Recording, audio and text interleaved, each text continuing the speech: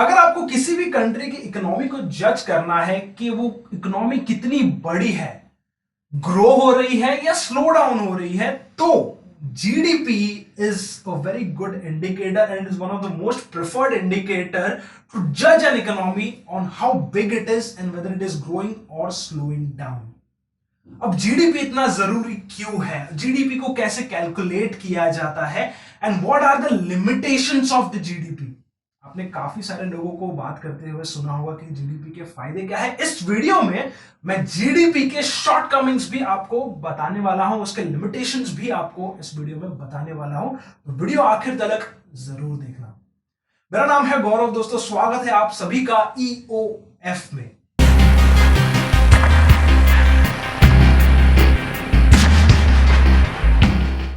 तो सबसे पहले हम ये देखते हैं कि जीडीपी को कैलकुलेट कैसे किया जाता है। What are the ways to calculate the GDP? So there are three ways. सबसे पहला है वैल्यू एडेड मेथड।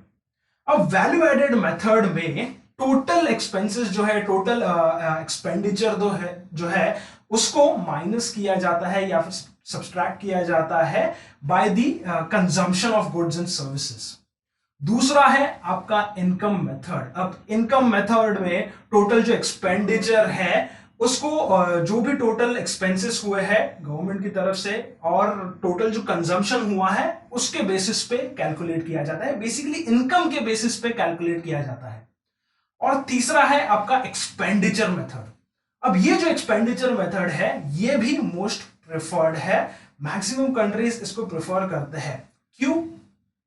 क्योंकि लोग भले ही अपना इनकम ना बताए, इनकम हो सकता है कि ना बताए, लेकिन एक्सपेंसेस लोग बताते ही है।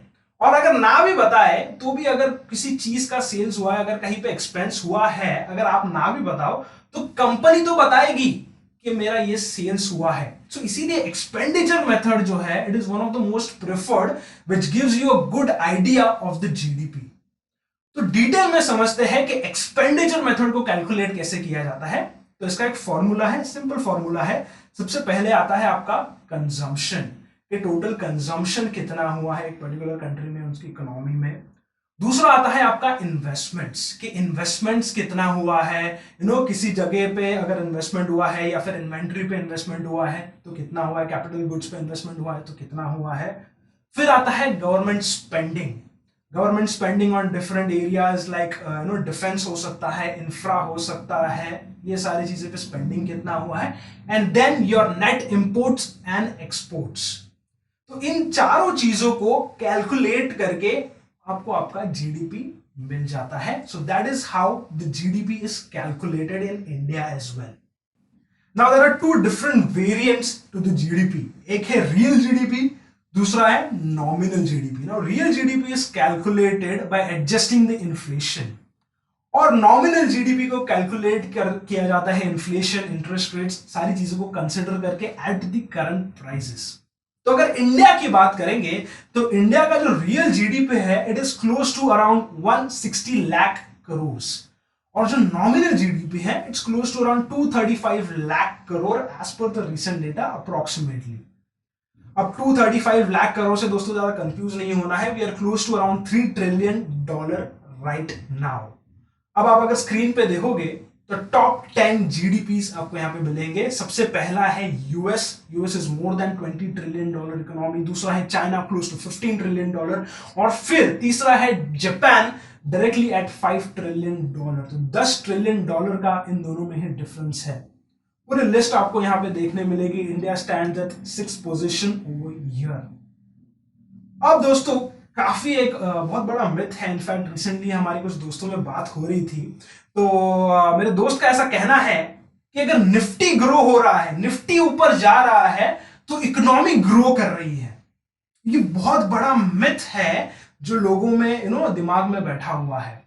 अब निफ्टी दोस्तों आपको सिर्फ 50 कंपनीज का परफॉर्मेंस के ऊपर निफ्टी का ग्रोथ और डी ग्रोथ डिपेंडेंट है, जबकि इंडिया एक ऐसी कंट्री है विच इज लार्जली इनफॉर्मल, बहुत बड़ा इनफॉर्मल सेक्टर है, अनऑर्गेनाइज सेक्टर है जिसके ऊपर इकोनॉमी डिपेंडेंट है।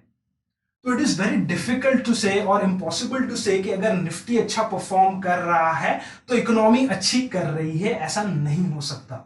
अब कितनी सारी कंपनीज है, जैसे कि अमूल है, पार्ले है, ये सारी कंपनीज तो लिस्टेड नहीं है, तो इनका परफॉर्मेंस तो आपको निफ्टी में नहीं देखने मिलता। सिमिलरली ऐसी बहुत सारी छोटी छोटी कंपनीज है इंडिया में जिनका परफॉर्मेंस आपको निफ्टी में या फिर स्टॉक मार्केट्स में देखने नहीं मिलता है, which belong to the unorganised sector.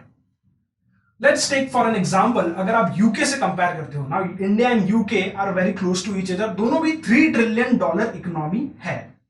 अब यूके में अगर आप देखोगे तो सबसे पहली चीज उनका पॉपुलेशन अंडर कंट्रोल है, या फिर पॉपुलेशन इंडिया के कंपेयर में बहुत कम है।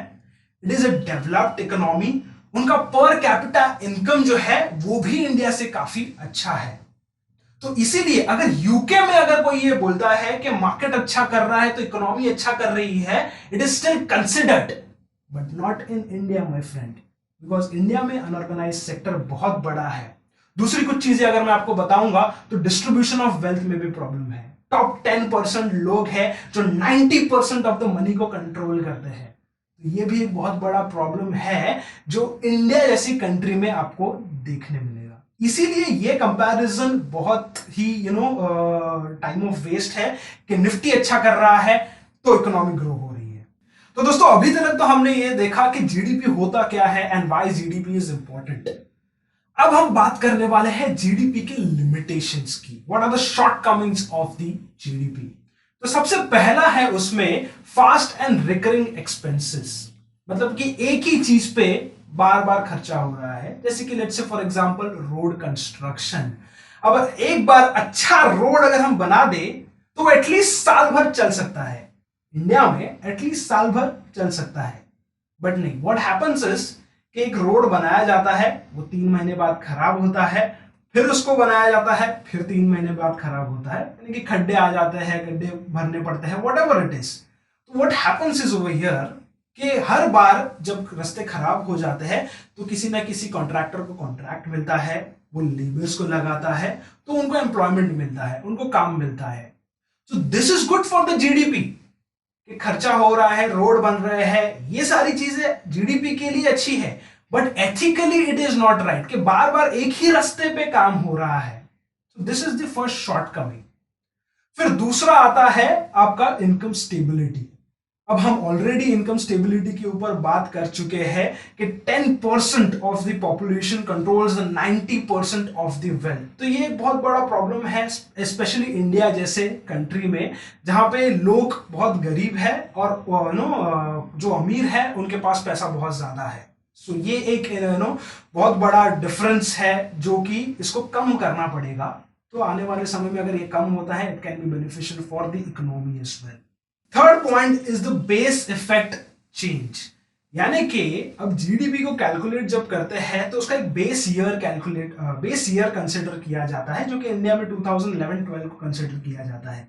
अब अगर बेस ईयर को ही चेंज कर देंगे so there is a possibility कि जीडीपी की जो ग्रोथ है वो आपको अलग दिखाई दे। तो बेस ईयर चेंज करने से नंबर्स भी ट्विस्ट हो सकते हैं और ऐसा किया जा सकता है to show that the economy is doing well and everything. So ये भी एक लिमिटेशंस है जीडीपी में।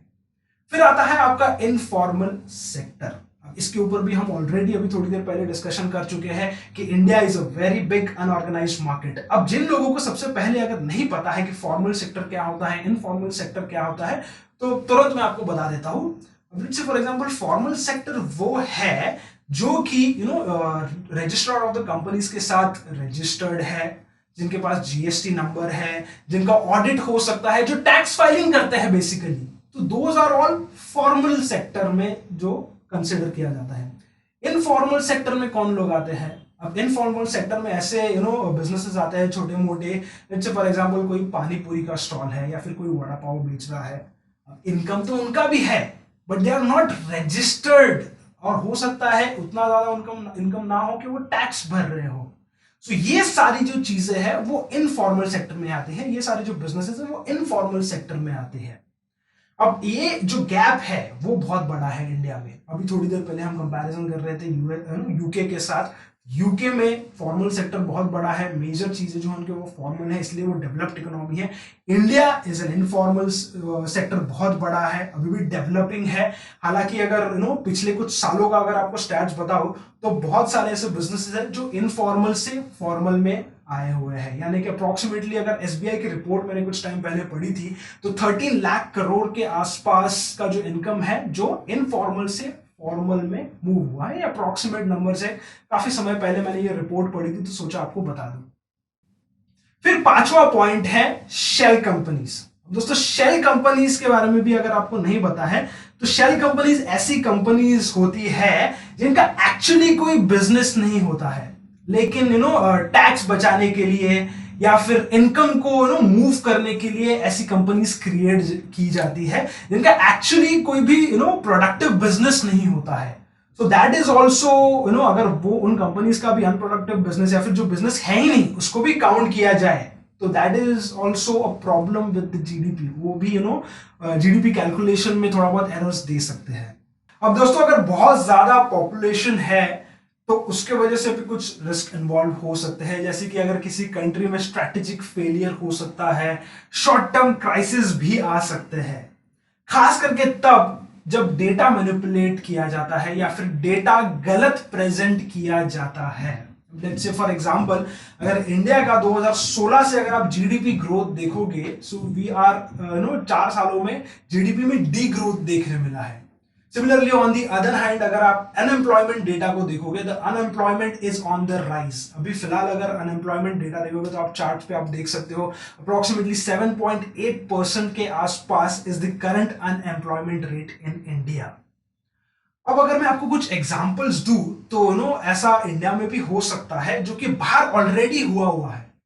सो क्या होता है कि अगर कोई एक आइलैंड है जैसे कि let's say for example Maldives है या फिर Dubai is a very good example, तो वहां पे क्या था, कुछ भी नहीं था, मालदीव्स में समुंदर था। So what they did is कि वहां पे टूरिज्म को अट्रैक्ट करने के लिए कुछ अच्छे घर वगैरह बना दिए, अच्छे डिजाइन बना दिए, उसको एडवर्टाइज किया और टूरिज्म के ऊपर एक इंडस्ट्री बिल्ड की। Now it is one of the most preferred tourist attractions all over the world. लोग मालदीव्स जाते हैं छुट्टियां मनाने के लिए। तो इससे क्या होता है, आपका एम्प्लॉयमेंट जनरेट होता है, इनकम बढ़ता है and at the end of the day ये सारी चीजें जीडीपी में एड अप हो जाती है। तो सिमिलरली ऐसी चीजें भी की जा सकती है इंडिया में भी। कोई अगर खाली जमीन पड़ी हुई है तो वहां पे बिजनेस किया जा सकता है, मैन्युफैक्चरिंग किया जा सकता है किसी चीज का जिससे लोगों को एम्प्लॉयमेंट मिले और उनका जीडीपी ग्रोथ में उनके भी इनकम को कैलकुलेट किया जाए। अब जीडीपी को अगर आपको कैलकुलेट करना है या फिर जीडीपी को अगर ग्रोथ डी ग्रोथ को देखना है तो आप ईयर ऑन ईयर बेसिस पे भी देख सकते हो, क्वार्टर ऑन क्वार्टर बेसिस पे भी देख सकते हो। इससे आपको पता चलेगा कि जीडीपी में कितना ग्रोथ हो रहा है, कितना डी ग्रोथ हो रहा है। ये सारी चीजें आपको ईयर ऑन ईयर या क्वार्टर ऑन क्वार्टर की कैलकुलेशन से आपको पता चलती रहेगी, जो कि डेटा कंटिन्यूसली आपको देखने मिलता होगा। जब आप क्वार्टर ऑन क्वार्टर को कंपेयर करते हो तो लास्ट ईयर के सेम क्वार्टर को इस करंट ईयर के क्वार्टर से कंपेयर करते हो। जैसे कि फर्स्ट क्वार्टर क्वार्टर जब कंपैरिजन होता है तो लास्ट ईयर का फर्स्ट क्वार्टर और इस ईयर का फर्स्ट क्वार्टर ऐसे क्वार्टर बेसिस पे कंपैरिजन किया जाता है। Now let's assume for an instance अगर आप एक एफआईआई हो यानी कि फॉरेन इंस्टीट्यूशनल इन्वेस्टर और आपको किसी कंट्री में इन्वेस्टमेंट करना है तो आप क्या देखोगे?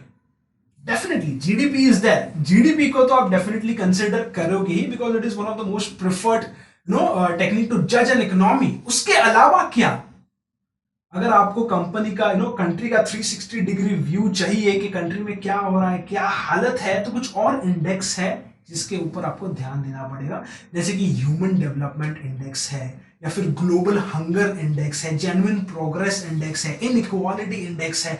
ये सारी चीजें आपको कंट्री के अंदर क्या हो रहा है इसका एक अच्छा आउटलुक देती है, जो कि आपकी हेल्प कर सकता है इन्वेस्टमेंट डिसीजन लेने में। अब रिसेंटली हमने काफी सारे क्राइसिस भी देखे हुए हैं एक पर्टिकुलर इकोनॉमी में। रिसेंट की बात करूंगा तो श्रीलंका में बड़े क्राइसिस हुए थे, राइट? उनकी इकोनॉमी पूरी डिस्ट्रॉय हो चुकी है। सिमिलर एग्जांपल अगर आप देखोगे तो वेनेजुएला में भी पिछले कुछ सालों से बहुत बड़े क्राइसिस चल रहे हैं। इट स्टार्टेड फ्रॉम 2017 अप्रोक्सीमेटली, जब वहां पे इलेक्शंस हुए थे और वहां के जो प्रेसिडेंट थे निकोलस म्यूरो वो फिर से री इलेक्ट होके आए थे against the wish of its people. तो ऑलरेडी वहां पे प्रोटेस्ट वगैरह चल रहे थे, but what he did is due to some biased elections, और उन्होंने अपोजिशन पार्टीज को ही खत्म कर दिया था by rewriting the constitution and all. तो बहुत सारी चीजें वहां पे हुई थी जिसकी वजह से वो फिर रीइलेक्ट हो गया है, और उसके बाद से वेनेजुएला में प्रोटेस्ट बहुत ज्यादा बढ़ गए और वायलेंट प्रोटेस्ट होने लगे। अपार्ट फ्रॉम दैट उनकी फॉरेन पॉलिसीज जो है वो भी फ्लॉप हो गई। तो स्लोली एंड स्टेडली पूरी country on the verge of collapse पे आ गई थी, और पिछले 3-4 सालों से कंट्री में सेम सिचुएशन है। अभी भी अगर उनकी जीडीपी ग्रोथ की मैं बात करूंगा तो जीडीपी ग्रोथ उनकी नेगेटिव में है, बिकॉज वेनेजुएला एक ऐसी कंट्री है साउथ अमेरिका में जो कंप्लीटली ऑयल पे डिपेंडेंट थी उस वक्त। और 2014-15 के आसपास जब ऑयल की प्राइसेस बहुत ज्यादा ड्रॉप हो गए थे, उस वक्त से थोड़ा बहुत उनका ये क्राइसिस स्टार्ट हो गया था, and it continued after the 2017 elections. तो इसीलिए GDP is not the only factor, yes it is one of the important factor, लेकिन और भी चीजें आपको कंसिडर करनी है while investing in a country. दूसरे कंट्री में इन्वेस्टमेंट करना है, किसी इकोनॉमी में इन्वेस्टमेंट करना है, उनकी ग्रोथ डी ग्रोथ को समझना है, तो और भी सारी चीजें हैं जो कंसिडर करनी पड़ती है। तो दोस्तों बहुत ही शॉर्ट में हमने आपको जीडीपी के बारे में, जीडीपी के लिमिटेशंस के बारे में एक्सप्लेन करने की कोशिश की है इस पर्टिकुलर वीडियो में। इसके अलावा हमारे और भी काफी सारे वीडियोस हैं टैक्सेशंस के ऊपर कि आप कैसे टैक्स बचा सकते हो, स्टॉक मार्केट में इन्वेस्टमेंट अगर आपको शुरू करना है, बेसिक से शुरू करना है, तो बेसिक चीजें क्या है, इसके ऊपर पूरी प्लेलिस्ट रेडी है। 4 to 5 डिफरेंट पार्ट्स है जो आप देख सकते हो और इन्वेस्टमेंट्स की शुरुआत कर सकते हो। बोलने का मुद्दा यह है दोस्तों कि वीडियो यहां तक देख ली है तो चैनल को सब्सक्राइब जरूर कर देना, और इस वीडियो को लोगों के साथ शेयर जरूर करना, बिकॉज जीडीपी के बारे में जिनको नहीं पता है उनको भी इसके बारे में पता चले। हमारे सोशल मीडिया हैंडल्स भी हैं, इंस्टाग्राम, ट्विटर, फेसबुक, अब यहां पे भी हमें फॉलो कर सकते हो। So till then guys, keep learning and keep growing with EOF, because hope is not a strategy.